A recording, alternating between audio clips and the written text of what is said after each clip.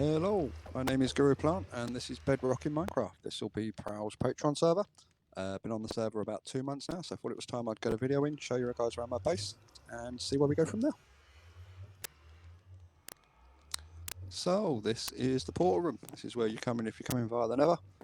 A little bit of a welcoming party here, a couple of windows to overlook parts of the base.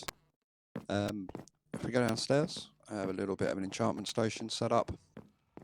Just in case we lose any stuff, need to get everything reset up. So as I say, been on the server for about 2 months now. Obviously it's not been a usual 2 months with what's been going on in the world. So things are a little bit sort of more advanced than I thought they were going to be. We go through here. This brings us down to the farmlands.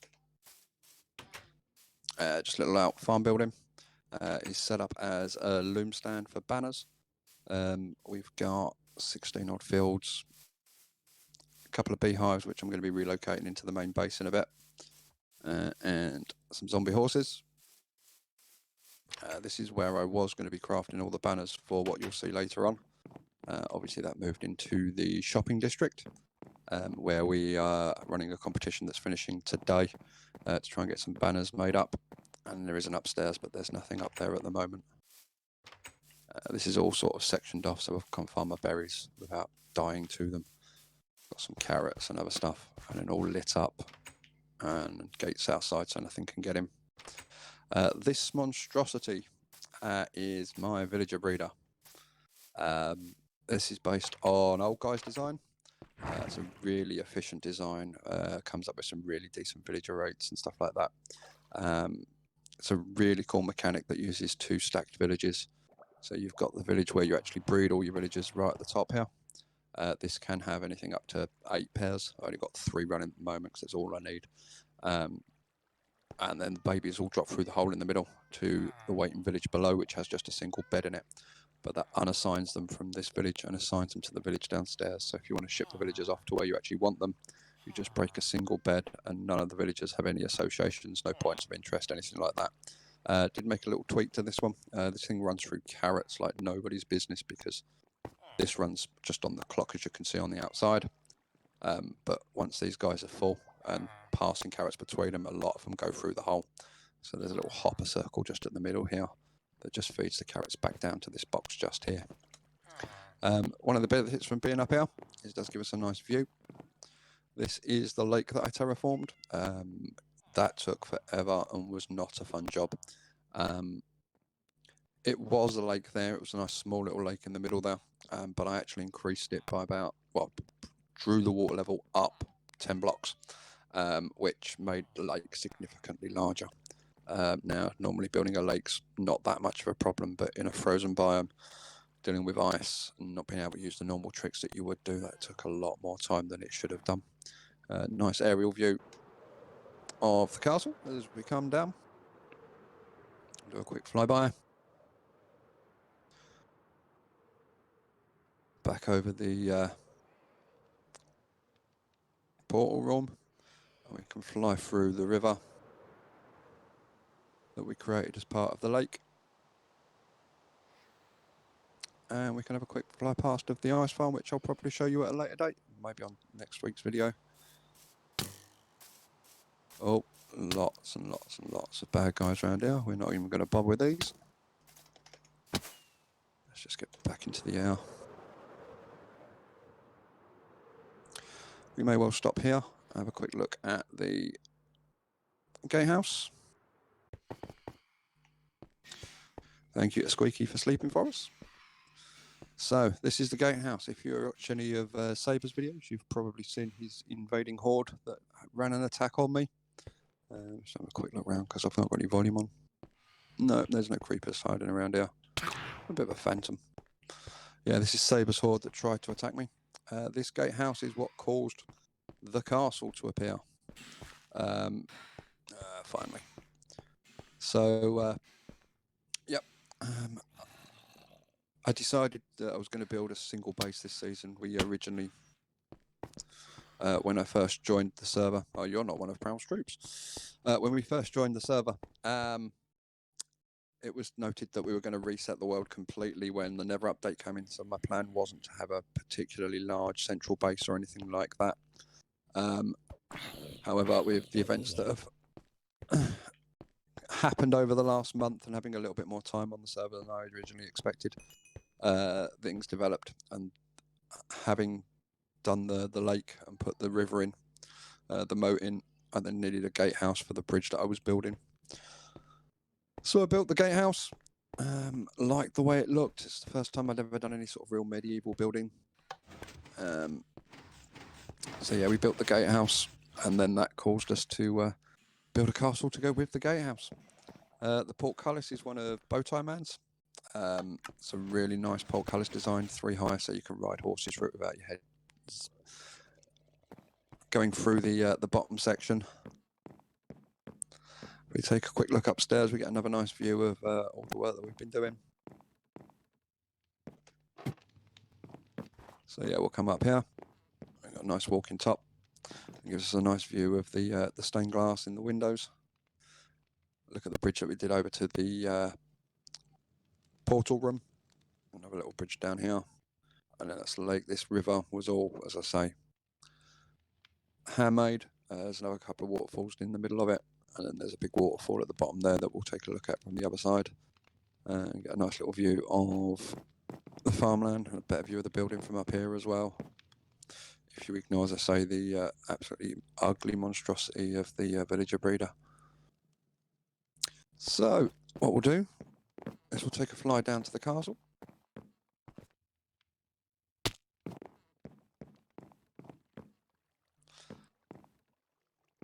So, these doors here, these are my own design. Just a simple 4x4, simple 4x4 slime door. Not the prettiest of constructions from the inside, but do a job. That was a nice simple build to get some decent doors in. So, the inside of the castle. As you can see, we've got a nice big domed roof. 4 big sort of sections on each side. The roofing for this was not fun to try and figure out how I was going to do it.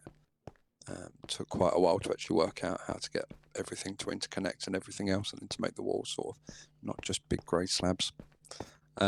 This is where all of the banners will be going, around this large central pillar.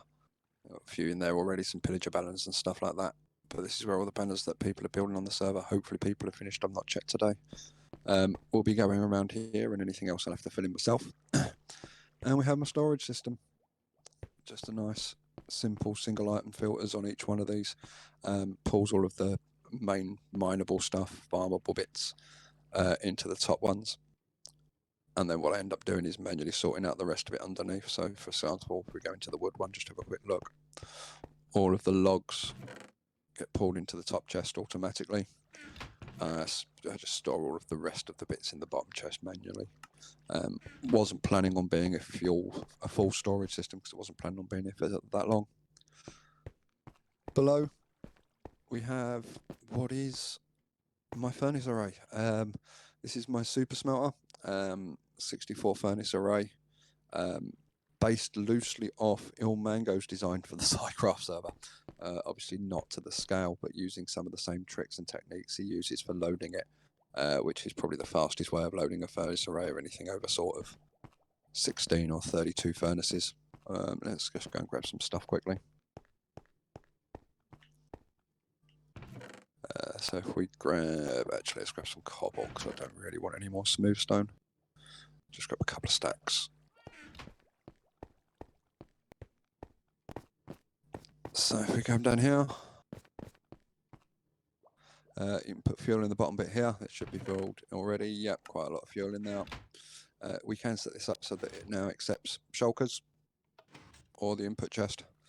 But literally all we do, you load a couple of stacks in there. We'll wait a second. You see it pulls those really quickly because it's just using hopper minecarts to fuel everything.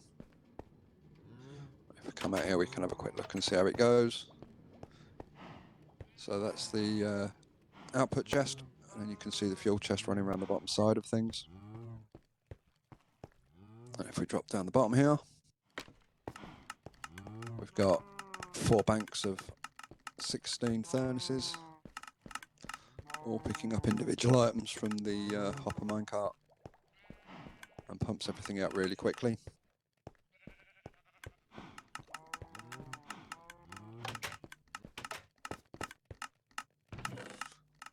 So as you can see, that's that second stack just finishing off now. So everything comes out really quick, and it's all set up so it automatically shuts everything off.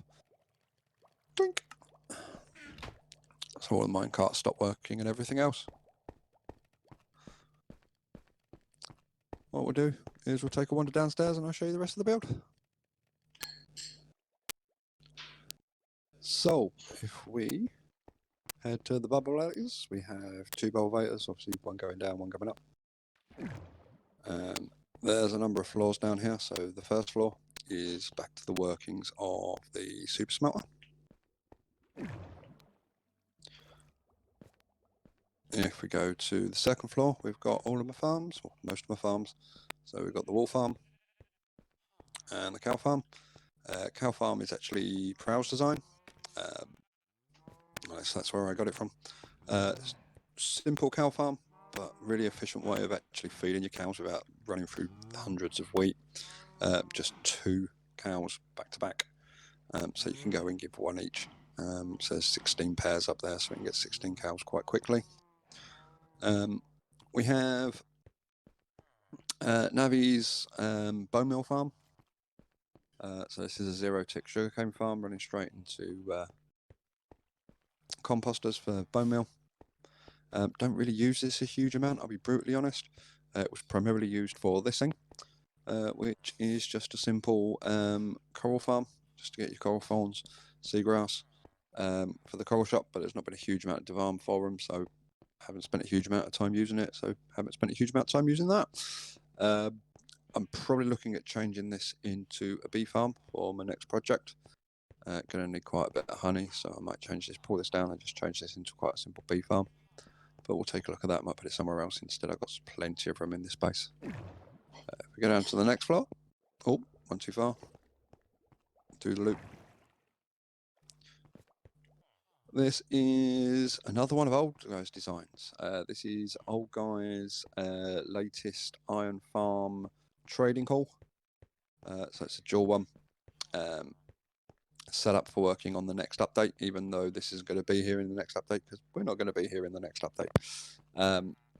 But each of the masons obviously provides whatever the mason provides, but also powers the fastest sort of iron farm that you can get on Bedrock at the moment, and obviously that's going to get significantly faster moving forward, which is always nice. And if we go downstairs, this is the collection system for that farm. Really simple. Obviously picking up my iron, poppies, and I have now set it up to kill the cats as well. This is the collection system for what I thought was a dead. It's not dead, it's still producing slimes. Not a huge amount. As a slime farm, I dug out a slime farm and never put the golems in it.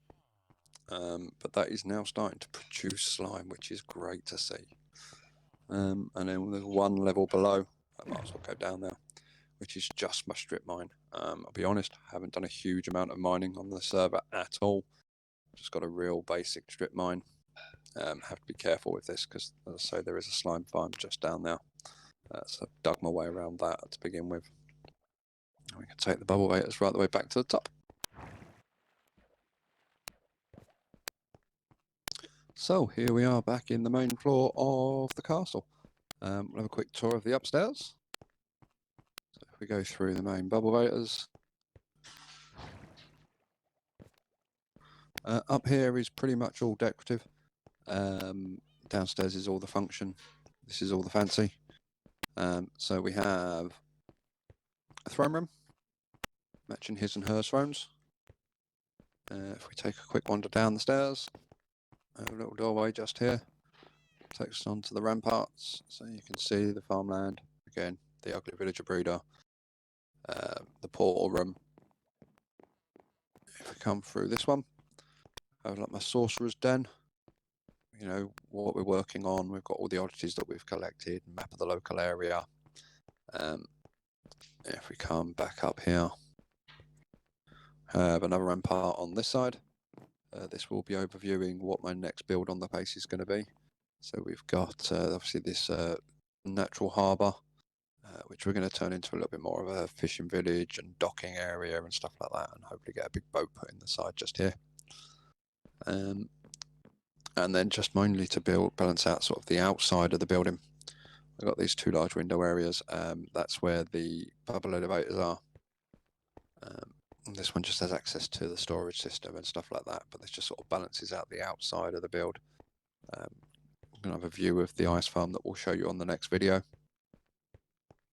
When we go to stock the ice shop, and possibly my next shop as well, which is a work in progress, but will be finished very soon. What we'll do, give you a quick view on the outside.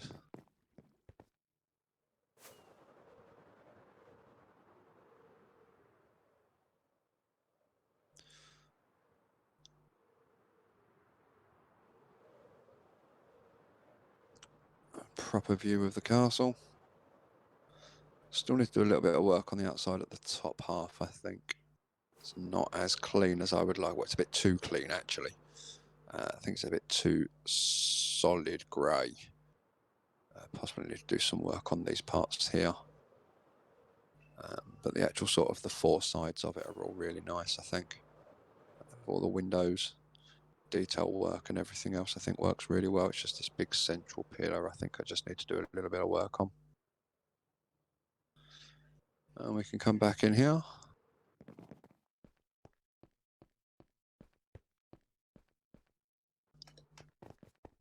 And if we go back out the main door, we'll end up back where we started from. Let's shut these doors. Building's so big that we'd end up with raids and mobs spawning inside it even though it's fully lit, which is always fun and games. But there we are, back at the portal room. A quick tour of my base. And so we're back where we started from. Hopefully this being my first video, everything wasn't too bad for you. Hopefully you enjoyed the tour around my little base. And I shall see you in the foreseeable future.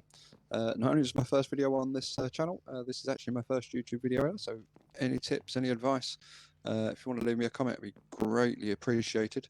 And hopefully the audio wasn't too bad. That's been my biggest struggle so far, is getting a decent set of audio with my setup. And hopefully that will be something that I can work on moving forward. But thanks a lot. See you later.